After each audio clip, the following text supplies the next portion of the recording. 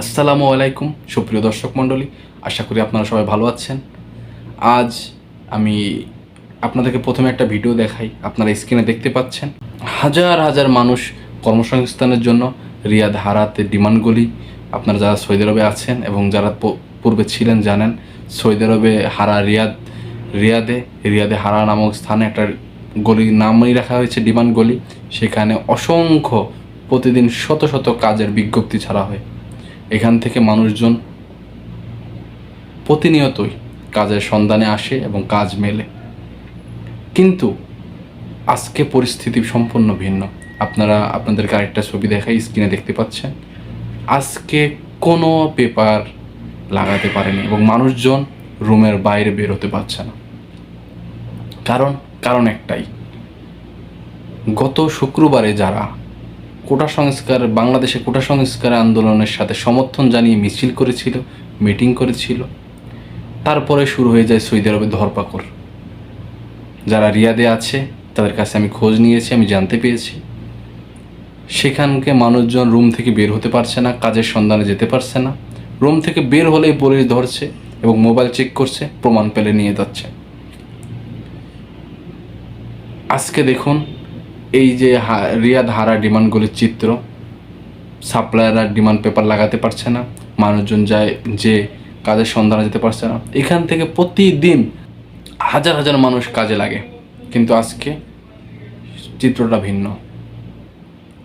আমরা ইতিপূর্বে দেখেছি দুবাইয়ে এই কোটা সংস্কার আন্দোলনের কারণে 3 জনের যাবজ্জীবন জেল হয়েছে, 54 জনের বিভিন্ন মেয়াদে জেল হয়েছে, কারো 10 বছর, কারো 11 বছর।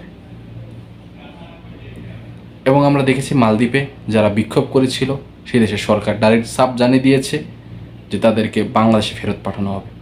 সৌদি আরবেও একটা ভিডিও দেখুন, সৌদি আরবেও বাংলাদেশিদের, আমি স্ক্রিনে দিয়ে রাখছি, একটা ভিডিও দেখেন। সৌদি আরবেও বাংলাদেশিদের আটক করা হয়েছে এবং ব্যাপক ধরপাকড় চলছে, মানুষজন রুমের বাইরে বের হতে পারছে না।